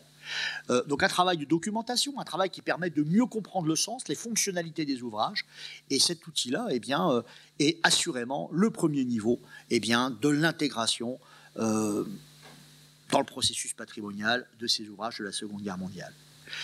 Cette recension, par endroits, elle a été complétée. Alors, je me rappelle, je le cite parce qu'on avait fait avec Patricia Dreno, qui était, vous le savez, directrice des archives municipales de Lorient, et une de nos étudiantes de l'UBS, Jeanne Jourdain, je la cite, elle avait fait un travail remarquable sous ma direction et celle de Patricia. Elle n'avait pas ménagé sa peine. Hein. On l'avait aidé à structurer une base de données. À la fin de son travail de 2 années de master patrimoine ici avec un volet recherche, dans la base de données, il y avait 600 références. Elle a été chez les particuliers, alors il y avait les références les plus évidentes, elle est à la base de sous-marins de Kéroman. Mais après, elle a été chez les particuliers, s'est fait courser par des chiens, elle me disait. Et elle a fait ce travail remarquable. Mais oui, les étudiants, des fois, vous vous mettez en danger. Mais elle l'a fait de façon remarquable. Depuis, d'ailleurs, je dirais, il n'y a pas eu d'autre initiative réelle. Si, il y en a eu une en parallèle, 2-3 ans plus tard, à l'initiative de l'association Histoire et Patrimoine de la ville de Guidel, qui avait initié un inventaire, alors pour le coup, de l'important patrimoine militaire dont elle dispose, je vous l'ai dit, à Guidel, 180 ouvrages bétonnés du mur de l'Atlantique. Bref, depuis les travaux pionniers de Paul Virilio, dont la réflexion conceptuelle a ouvert la voie à l'archéologie des bunkers, plusieurs publications ont en outre permis d'enrichir la connaissance des vestiges du mur de l'Atlantique en général, des poches en Bretagne Sud en particulier. De nos jours, ces sources documentaires, largement illustrées par des photographies d'archives, des plans, offrent toutes les bases nécessaires à la compréhension et à l'appropriation des blocos. Et donc, force est de constater que, malgré cela, la connaissance n'a pas empêché l'éradication que j'ai évoquée de nombreuses traces significatives de la Seconde Guerre mondiale au pays de l'Orient. Ainsi, dans une cité où l'intégration des ouvrages du mur de l'Atlantique comme des biens culturels à transmettre n'a pas pu être consensuelle pour toutes les raisons que j'ai évoquées, sur quelle base est-il possible de s'appuyer aujourd'hui pour valoriser les blocos autrement que par les seules données dématérialisées des inventaires du patrimoine et de quelques publications? C'est évidemment la dernière question que je souhaite évoquer avec vous. Alors, j'ai envie de dire, il convient assurément, tout en les intégrant, d'aller au-delà des représentations locales, voire nationales, de ce que sont ces bunkers sur nos territoires. Alors certes, ça demande un effort, parce que ces représentations locales et nationales, ce sont celles par lesquelles nous puisons la plupart de nos marqueurs identitaires. L'histoire de nos territoires, de nos communes, et notamment les histoires douloureuses. Mais il faut aller au-delà. Si on veut avoir une représentation de ces blocos comme des éléments à part entière du patrimoine, il faut assurément décaler le curseur vers des représentations à l'échelle d'une citoyenneté européenne. Et dépasser la matrice d'Alois Riegel, qui, vous le savez, historien allemand, pionnier des publications patrimoniales, qui au début du XXe siècle associait la valeur des monuments à l'histoire dont ils découlent directement. Il faut aller au-delà. Une double justification historique nous semble ainsi légitime pour la conservation, la transmission de certains bunkers en Bretagne Sud. D'une part, celle du mur de l'Atlantique. Il a été construit par des dizaines de milliers d'hommes venus de toute l'Europe, travaillés contre rémunération pour une partie, sous la contrainte pour d'autres, et cet ensemble discontinu de fortification, sur une ligne de près de 5000 km réels, d'une certaine façon, est un moyen de réunir des peuples européens dans des souffrances partagées, qu'ils aient eu à construire le mur ou à livrer combat. Ces ouvrages de béton significatifs de la soumission, du confinement des individus par le régime nazi, constituent des traces explicites de ces processus de fonctionnement et de la faillite de ce projet de Festung Europa, de forteresse Europe. D'autre part, celle des poches, qui permet de relier l'histoire locale très concrètement, et on l'a fait de façon remarquable au cours des 60e, 70e, et évidemment on sort de ces célébrations, elles ne sont pas finies, de ces 80e commémorations ici à Lorient, mais ça permet clairement de rassembler, on l'a fait, certes l'histoire de l'occupation, avec ces phases qui ont été douloureuses, qui ont été exprimées, partagées, affamantes, mais aussi l'histoire de la résistance, l'histoire de la libération, en rappelant l'importance de ces mouvements dans le Morbihan, de leur mobilisation aux côtés des troupes américaines pour en permettre le siège, la constitution du 19e régiment de dragons, du 4e régiment de fusiliers marins. En célébrant 80 années de paix, la mise en patrimoine de certains blocos peut alors devenir un marqueur commun des souffrances partagées, de la guerre, de l'impasse tant des logiques totalitaires du XXe siècle que des conquêtes militaires passées. Voilà ce que ces blocos peuvent nous enseigner si on décale un petit peu les marqueurs. Alors poursuivre enfin les initiatives pionnières de valorisation et développer les offres de visite au pays de l'Orient. Alors vous le savez, offre pionnière, hein, lorsque en 1995 on a redécouvert cet abri de 400 personnes sur la place Alsace-Lorraine. À l'époque on n'avait pas encore un service du patrimoine, mais d'emblée on a dit ça il faut en faire quelque chose. Voilà, donc là on est bien dans l'histoire d'un bunker et d'une histoire douloureuse, hein, c'est celle des bombardements. Mais là on patrimonialise, on fait découvrir. Et là on a tout compris. Sans oublier une autre échelle bien sûr.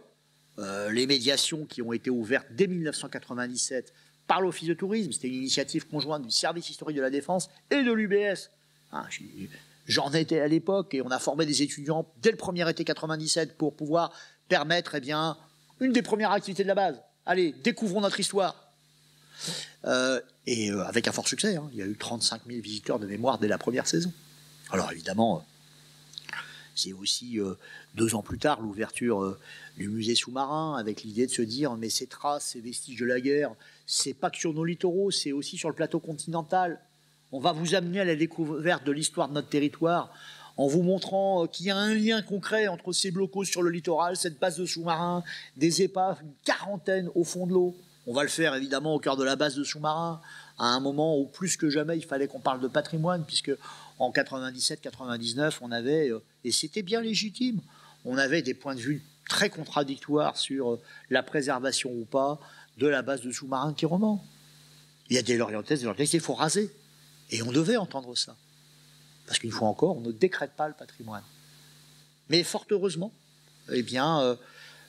probablement parce que la seconde strate mémorielle de 50 ans de présence de la marine, de vie de l'arsenal, des ouvriers qui ont travaillé, des marins d'État, ont amené d'autres marqueurs. Très rapidement, dans ce grand débat, l'orientais, et ça a été un débat, j'avais compté pour un article parmi d'autres, 350 articles de Télégramme Ouest-France pour nourrir ce débat pendant les 4 années où vraiment on se posait la question qu'est-ce qu'il faut faire pour reconvertir ce site. Et la presse locale a vraiment joué un vrai rôle pour animer ce débat et pour finalement créer ce réflexe patrimonial qui a été le nôtre parce que aujourd'hui, je ne crois pas qu'il y ait beaucoup de voix, en tout cas on ne les entend pas, qui nous disent il fallait raser tout ça. Voilà, tout le monde nous dit quelle reconversion plutôt réussie, et indépendamment de la course au large, on a l'histoire qui est préservée. Donc évidemment des initiatives, j'oublie pas, et là je ne savais pas que Pierre-Laurent serait là, j'en suis évidemment très touché, mais voilà, l'initiative de l'Office de tourisme de Plouarnel sur la thématique du mur de l'Atlantique, qui a été portée par l'Office de tourisme, donc tu pourras peut-être nous en parler tout à l'heure, avec tes services que vous allez lancer ou relancer, tu nous diras où vous en êtes. Voilà, j'oublie pas ça. Et puis aussi, signalons des efforts personnels. Je prends évidemment l'initiative qui a été menée depuis plusieurs années à Pleumeur, certains dans cette salle le connaissent, par Jean Robic, pour faire immerger un lieu de médiation sur la poche de l'Orient, à partir de la batterie Rossitaine, construite sur les terres de sa ferme familiale. Et un site privé, là, pour le coup, avec encore 6 encuchements, vous le savez, les casemates de direction de tir, la centrale énergie, la cohérence d'un dispositif, tout ça a été préservé sur ce champ, c'était privé. Et donc, le propriétaire, Jean Robic en l'occurrence, a rassemblé les objets, les documents, pour reconstituer l'histoire du site. Il l'a fait tout seul, dans son coin pendant des années. Maintenant, il a une association avec des camarades qui viennent l'épauler et qui a recueilli année après année la mémoire d'anciens soldats. Ce n'est pas un historien de métier, c'est une vraie démarche patrimoniale qu'il a engagée. Et comme si ça avait été son métier. D'abord collecter l'information, collecter la mémoire des anciens soldats, valoriser auprès des visiteurs de passage et des écoliers du pays de l'Orient. Et avec une vraie modestie, Jean Robic est un homme très modeste, mais aussi fierté, il se plaisait à conclure un des entretiens que j'avais eu avec lui il y a quelques années. Je le cite. « L'infirmier Armand Vogel de Dortmund est revenu pendant 10 ans de suite avec sa femme et ses 5 enfants, auxquels ils ont fait apprendre le français pour qu'il n'y ait plus jamais de guerre entre nos 2 pays. Ici, comme ailleurs, c'est bien par des visites guidées, par l'activation d'une mémoire européenne, que les blocos peuvent devenir des traces fédératrices, dignes d'être transmises, car symboles des souffrances de la guerre partagées par des peuples à présent réconciliés. Voilà ce que je voulais vous dire pour vous parler de ces traces qui sont partout autour de nous. Et puis, eh bien, en vous remerciant pour votre attention, vous dire qu'on peut conserver des traces avec tout plein d'autres usages, et puis, eh bien, se laisser la possibilité, indépendamment ici de la création artistique qui a été faite, qui est plutôt réussie, eh bien, de conserver ces traces pour pouvoir, eh bien, permettre à des médiateurs du patrimoine de faire leur métier. Il me semblait que, alors que ces 80e commémorations ont été, je le disais en introduction, placées sous le sceau de la mémoire qui s'efface, et aussi d'une joie qui a rassemblé 25-26 000 personnes le 10 mai dernier. Il me semblait important que tout ça continue, en tout cas vous soumettre des questionnements, partager avec vous, c'est le but de ces conférences, pour que peut-être vous regardiez un petit peu différemment ces blocos, parce que tout n'est qu'affaire de représentation, vous le savez, en patrimoine, en termes de patrimoine. Tout est affaire de construction, et le patrimoine, c'est nous toutes et nous tous qui le décidons. C'est nous qui choisissons ce que l'on veut transmettre. Et à l'heure de la guerre en Ukraine, alors que la guerre est sur notre territoire, à l'heure où les intransigeances politiques s'expriment, y compris à la tête de grandes démocraties historiques, il me semble que ces traces-là ne doivent pas être éradiquées. Je vous remercie pour votre attention.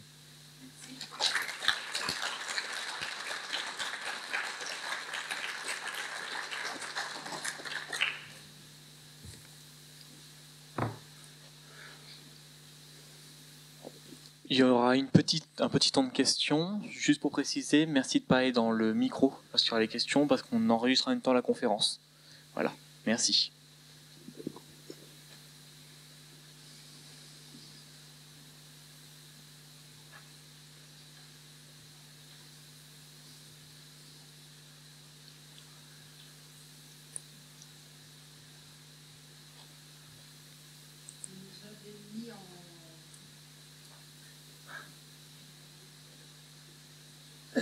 Vous nous avez mis en appétit en apostrophant des spectateurs, des auditeurs qui pourraient nous raconter comment les traces persistent ou évoluent sur leur territoire. Ce serait un bon complément à votre passionnante conférence. Merci.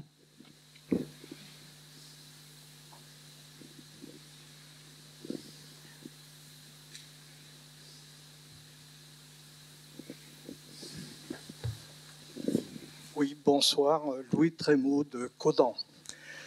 Donc, avec un camarade, René Estienne, nous avons parcouru la commune de Caudan sous la forme de randonnée et nous avons redécouvert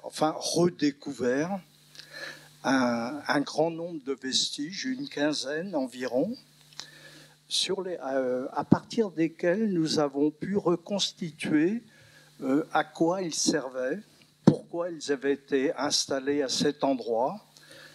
Et voilà, alors effectivement, ils sont aujourd'hui cachés, camouflés dans la végétation, et puis alors parfois sur des terrains privés, mais en règle générale, les propriétaires ne s'opposent pas à une visite. Il faut en discuter. Normalement, il n'y a pas de problème particulier. Voilà. Et puis, je pense qu'il est important, effectivement, ce sont des marqueurs. Ce sont les jeunes aujourd'hui, vous leur racontez des histoires, mais si vous ne leur montrez pas exactement le béton, vous leur expliquez le béton, eh bien, je pense qu'ils ne suivent pas. Donc, pour vraiment les impliquer, il faut leur montrer et leur expliquer ceci. Voilà. Et puis à Caudan, nous avons eu, grâce aux démarches de notre maire, qui est ici présent, pu visiter, rouvrir 2 endroits qui étaient protégés, disons, d'investigation intempestive, notamment sous le collège de Caudan. nous avons pu voir ce que l'on appelait l'abri du bourg.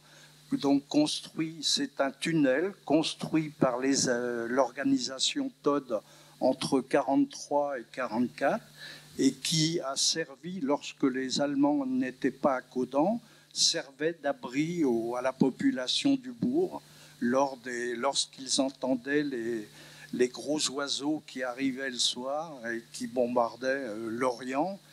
Parce que tout en bombardant l'Orient, ils semaient sur leur chemin, malheureusement, un certain nombre de munitions. Voilà. Voilà, merci pour votre témoignage. Donc là, on est bien dans de la production de patrimoine, dans de la fabrique de patrimoine. En effet, c'est indispensable. Et je sais que mon ami René Estienne, conservateur général du patrimoine en retraite, connaît bien évidemment toutes ces problématiques-là et qu'il est caudanais depuis... peut-être pas toujours, mais en tout cas depuis fort longtemps, au moins 40 ou 50 ans. Et lui-même me le disait, hein, puisque nous avons participé ensemble à ce conseil scientifique pour 80 ans de la libération, de la poche de l'Orient, et on en a causé. Il m'a dit en effet qu'il s'était remis en fait à aller rechercher des choses et qu'il trouvait, parce que quand on cherche par définition ce genre d'ouvrage de la guerre, eh bien on finit par en trouver occulté, hein, comme je l'ai dit, alors altéré. C'est toutes les trajectoires hein, que j'ai proposées, telles que vous le résumez. Et vous voyez bien à travers l'exemple que vous citez, mais c'est vrai pour n'importe quel autre ouvrage en fait, et c'est le travail du patrimoine. Qu'à partir de ces traces, après, on fait notre travail de médiation. Et que la représentation de ce blocos, trace infamante de l'occupation du lendemain de la guerre, aujourd'hui c'est une autre représentation parce que trace qui permet de témoigner là où les anciennes et les anciens se sont protégés des bombardements. Voilà, il y a des histoires forcément douloureuses aussi autour de ça dans des villages. Néanmoins, c'est à partir de ces traces-là qu'on peut réactiver une mémoire qui, elle, pour le coup, s'est effacée. Donc on est bien d'un temps de l'histoire, du patrimoine, le temps de la mémoire qui s'efface, la nécessité de la trace comme un point d'ancrage, la nécessité de faire du patrimoine.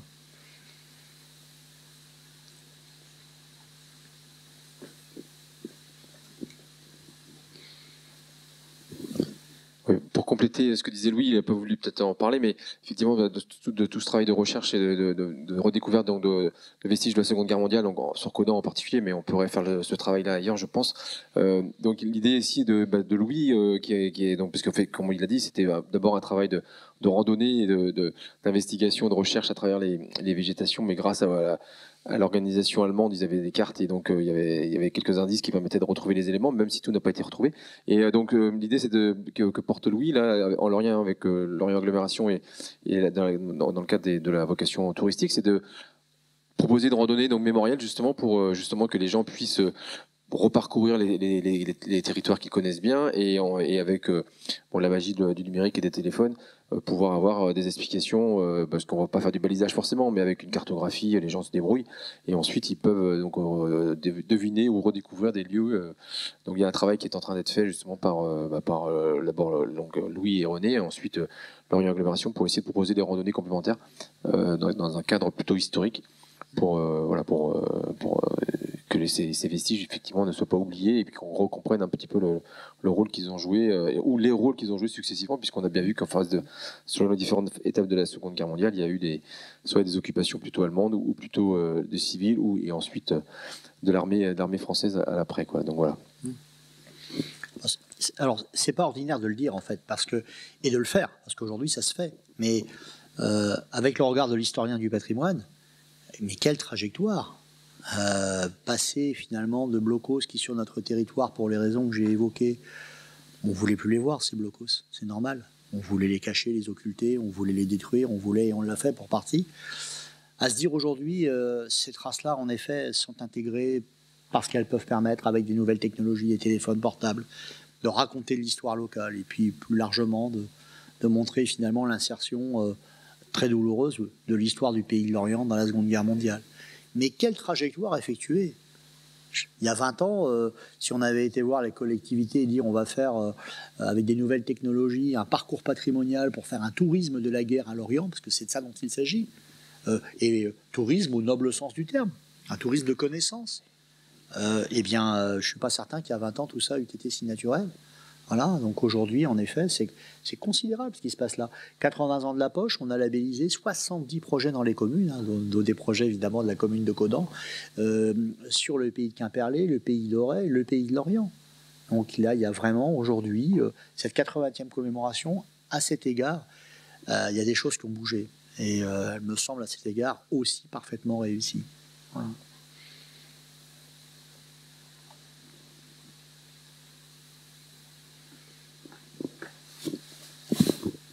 Alors, c'est une question d'étudiant. Vous avez parlé Sans blague. Donc, c'est une excellente question d'emblée. Merci de me la poser. De numérisation alors je sais pas si c'est d'emplacement de blocos ou de bunkers. C'est sur quelle plateforme qu'on peut retrouver ce genre d'entreprise? Alors, on avait commencé, lorsqu'on a fait le travail en 2004 avec Patricia Drenou, les archives de la ville de Lorient, l'UBS, le Master Patrimoine à l'époque, on avait commencé à travailler avec l'Audelor qui avait un service de SIG. Alors, les SIG à l'époque c'était pas comme aujourd'hui, hein, et le plan guide de la poche de Lorient, hein, donc je sais pas s'il a été réédité, mais le plan guide de la poche de Lorient au départ c'était une base SIG, donc une base électronique. Voilà, bon.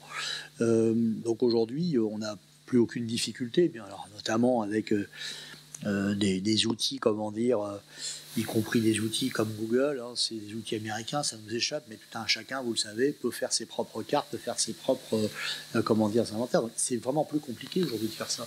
Donc en effet, ça a commencé sur le territoire et Fabrice, tu as peut-être d'ailleurs beaucoup plus d'informations que moi sur ça, puisque tu sièges en différentes commissions, mais Lorient Agglomération a travaillé pour ces commémorations, déjà, comment dire, à relier par des randonnées qui se font sur le territoire de l'agglomération, eh bien, plusieurs éléments d'histoire du territoire, et notamment des éléments de la Seconde Guerre mondiale. Moi, je l'avais suggéré il y a une bonne dizaine d'années au comité Histoire et Patrimoine de Guidel. Le maire à l'époque, François Bertin, m'avait sollicité, il me dit mais qu'est-ce qu'on pourrait faire?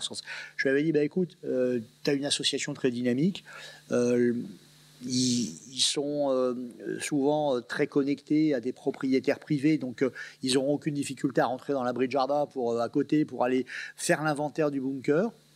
Et on pourrait tout à fait les positionner avec un SIG, des relevés, comment dire, de positionnement GPS. Bon, après, c'est des moyens financiers qui n'ont pas permis d'aller au-delà. Je crois qu'aujourd'hui, on est un peu à maturité. De toute façon, c'est des projets qu'on pense aujourd'hui au niveau de l'agglomération. Mais ça bouge, et depuis quelques temps, hein, c'est très récent. Hein. Je veux dire, lorsqu'on a parlé, même en début de ce mandat d'ailleurs, il y a 5 ans, avec les services de l'agglomération, de commencer à mettre en réseau différents édifices patrimoniaux, ou en tout cas qui pourraient avoir une vocation patrimoniale sur la Deuxième Guerre mondiale. Je sais que pour les services de l'agglo, c'était pas si évident que ça, et je peux le comprendre, hein, parce que le nautisme, la course au large, d'autres marqueurs en fait. Oh, la guerre. La guerre. Ah oui, la guerre. Voilà. Et ça, c'était avant les commémorations. Et donc, ça bouge. Voilà. Je ne sais pas si tu peux compléter, Fabrice, sur... Oui. Alors, sur Google, donc, vous avez un site avec une application qui s'appelle Atlantic Wall. Oui, c'est ça.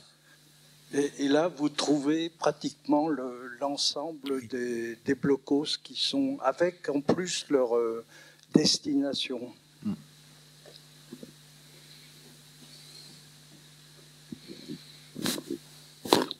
Tu l'as évoqué aussi tout à l'heure, Christelle, il y a effectivement le site de patrimoine.bzh de l'inventaire de région Bretagne, où là vous trouvez aussi avec des dossiers et avec des fiches pour ceux qui ont été inventoriés et complets.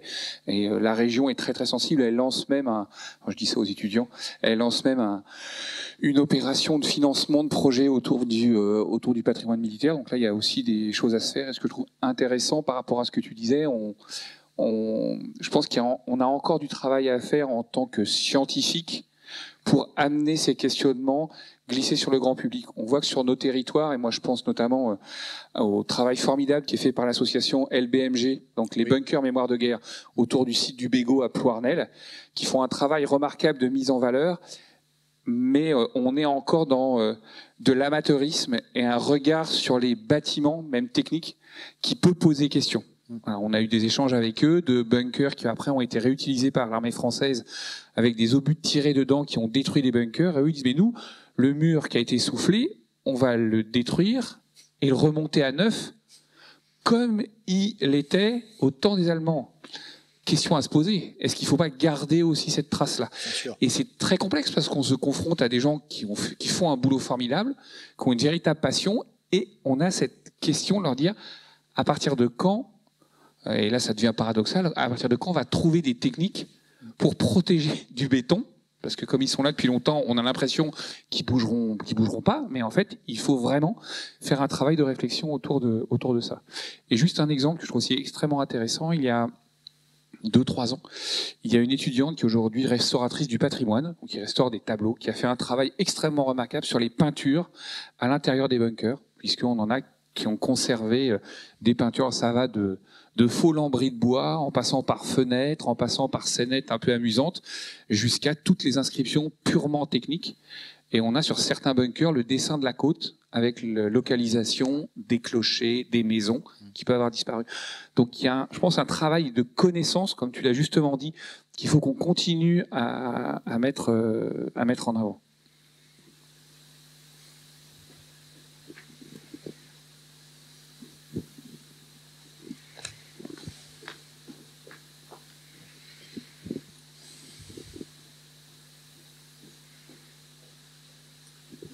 Oui, merci Christophe. J'ai 3 questions. La première, c'est le nazérien qui s'interroge sur comparaison avec le territoire nazérien. Et puis la deuxième, c'est un habitant du Pays de l'Orient depuis pas mal de temps quand même. Tu as exclusivement parlé du patrimoine militaire. Est-ce qu'il y a aussi du patrimoine civil? Et puis quelle place pour les stèles, enfin les noms de lieux? Enfin, ça aussi, c'est finalement une composante patrimoniale. Donc, est-ce que là aussi, il y a eu un travail de recensement de ces plaques, de ces noms de rues qui ont été attribués, qui font référence à la Seconde Guerre mondiale sur le territoire du Pays de l'Orient? Voilà. Alors, je vais commencer par la dernière question. Alors, un travail de recensement exhaustif de toutes les stèles, alors pas à ma connaissance, mais je ne dis pas qu'il n'a pas été fait. C'est pas des sources sur lesquelles moi j'ai travaillé, hein. C'est-à-dire en effet dans la dimension de la commémoration en fait, hein. Mais bon, la ville de Lorient dans son inventaire fait des choses chacun. Mais après globalement, est-ce que l'inventaire, je me tourne vers toi Pierre-Laurent, est-ce que la région a recensé toutes les stèles? Je ne crois pas de façon exhaustive. Des cénotaphes oui, des monuments majeurs oui, mais de façon systématique, comme tu le suggères, à ma connaissance, non, je n'ai pas ça en tout cas en tête. Oui, alors Saint-Nazaire, c'est une excellente question, parce que, alors là, pour le coup, je l'avais travaillé notamment pour essayer de comprendre pourquoi, il y a encore une dizaine d'années, je n'ai pas poursuivi ces enquêtes, mais je l'ai fait il y a une dizaine d'années, où en était le processus d'intégration patrimoniale dans la population lorientaise et dans la population de Saint-Nazaire. Saint-Nazaire, c'est vraiment le bon exemple de comparaison, hein. Souvent, pour se chicorer, on va comparer Lorient et Vannes, il n'y a aucun référentiel commun. Comparons Vannes et Quimper. Si on veut faire des référentiels communs, comparons Saint-Nazaire et Lorient. Ce sont 2 villes 2 fois nouvelles. L'une au 18e Lorient, l'autre au 19e Saint-Nazaire, 2 villes de la construction navale, 2 villes, qui partagent, des marqueurs forts. Alors, bien sûr, le mutualisme, la culture syndicale dans ces villes-là, les réseaux mutualistes chrétiens dans ces villes-là. Je pourrais multiplier les exemples, hein. Je vois que vous opinez du chef. Quand on connaît Saint-Nazaire, voilà, on est un peu à la maison. 2 villes totalement rasées pendant la Deuxième Guerre mondiale, des villes de la reconstruction, pas des villes partiellement, totalement rasées. Je ne vais pas multiplier les exemples. Nous avons une vraie gémelléité nazérienne. Aussi des villes d'ailleurs qui, dans leur histoire, se sont toujours battues pour le plan de charge de leur chantier, hein. J'ai souvent dit à mes amis brestois, la différence quand même qu'il y a entre Brest et Lorient, indépendamment de la taille, lorsqu'on s'intéresse aux choses de la marine, et c'est heureux, c'est que depuis 399 ans, on a fêté le 400e anniversaire, depuis que Richelieu a installé une base navale pour la marine royale à Brest, pas une fois dans l'histoire de la cité, l'idée que la marine puisse s'en aller ne s'est posée. Alors, elle a eu évidemment des fluctuations. Il y a des fluctuations d'activité très importantes à Brest, évidemment. Mais à Lorient, à 3 reprises au moins, la fermeture de l'arsenal a été sur la table. Voilà, donc comme à Saint-Nazaire, à plusieurs reprises dans son idée, il n'y a plus de commandes, on va fermer le chantier. Donc on a des tas de marqueurs en commun. Alors, a priori, ces bases de sous-marins, on était en droit de se dire, si on part des mêmes marqueurs, ou de marqueurs extrêmement proches, on a le droit de se dire, ben voilà, construites à la même période, a priori, on a le droit de se dire, l'intégration patrimoniale devrait être proche. En fait, elle l'est absolument pas. Pour une enquête que j'avais conduite pour les 70e commémorations, on avait fait un colloque à l'époque à Saint-Nazaire précisément, organisé avec l'Université de Nantes et notre laboratoire, qui a été publié en presse universitaire de Rennes. J'avais fait cette enquête et à Saint-Nazaire, il y avait certes, des médiateurs qui faisaient visiter la base de sous-marins, certes un projet touristique qui fonctionnait, qui fonctionne encore autour des paquebots, vous savez, escale atlantique, certes installation de l'office de tourisme, certes l'opération Villeport 1, Villeport 2 d'intégration urbaine, avec les mêmes financements, c'est l'objectif de l'Union européenne, donc tout pareil, sauf que ces médiations que j'avais suivies avec les guides conférenciers de la base de sous-marins de Saint-Nazaire, pas un mot sur l'histoire de la base, pas un. L'objectif de la médiation, c'était Villeport 1, Villeport 2, on va vous raconter comment tout ça s'est effectué. Il avait fallu monter sur le toit pour découvrir un panneau. J'en avais fait des photos à l'époque, j'ai ça dans mes archives. J'ai même publié d'ailleurs un seul panneau, il n'y avait même pas une chronologie. Un paragraphe pour dire la base a été construite par la Deuxième Guerre mondiale. Donc manifestement, il y avait une relation là à l'histoire du bâtiment très différente de la nôtre. Et en effet, elle l'est. Alors pourquoi est-ce qu'elle est à Saint-Nazaire parmi des hypothèses et des interprétations que j'ai publiées dans un article, c'était de dire quand même, on a ces strates mémorielles, et je l'ai évoqué tout à l'heure dans la conférence, 50 ans d'histoire de la Marine nationale à Lorient. Dans nos entourages proches, dans nos familles, on a toutes et tous des personnes qui ont travaillé à un moment donné l'arsenal de Lorient pour y faire leur service militaire, pour y être marin d'État, pour y être ouvrier, pour y être ingénieur, technicien.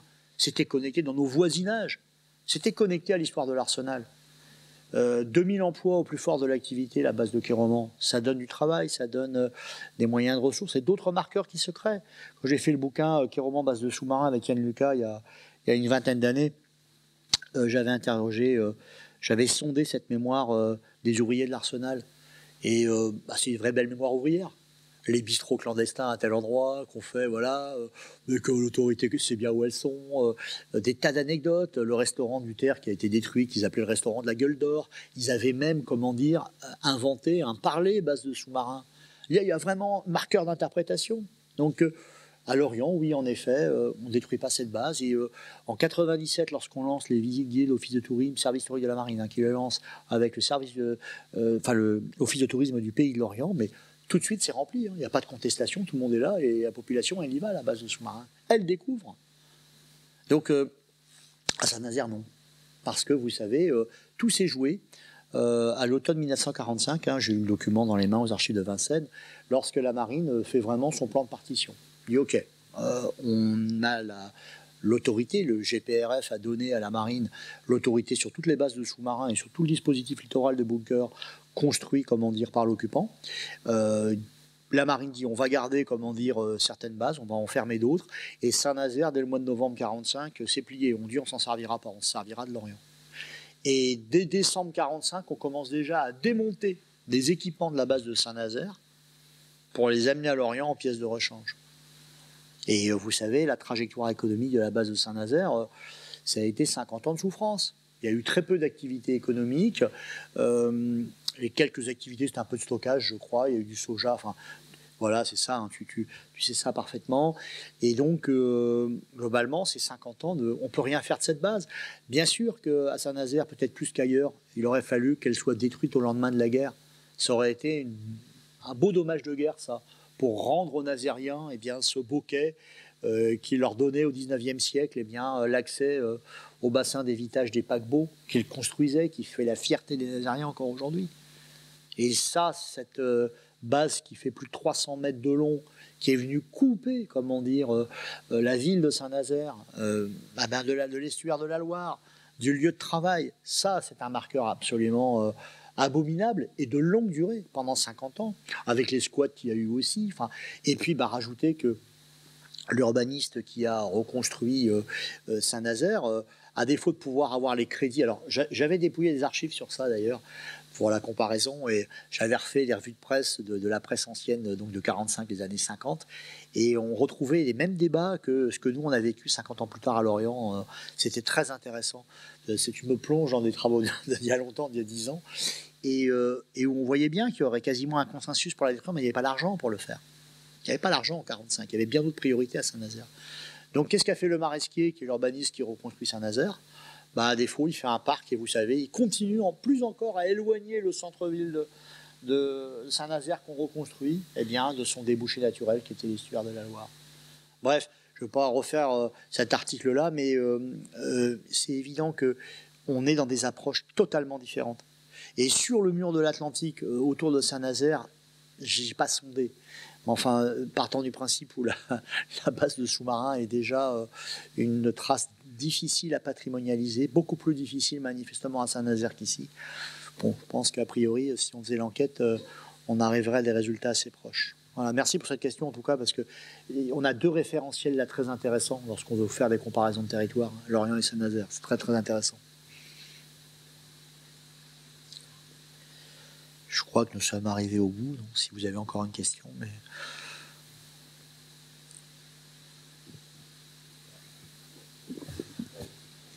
je tenais à vous remercier pour votre attention, encore, et puis encore une mention spéciale pour mes étudiants. Ça fait plaisir de vous voir là, en dehors des obligations. Voilà, donc j'y suis très sensible.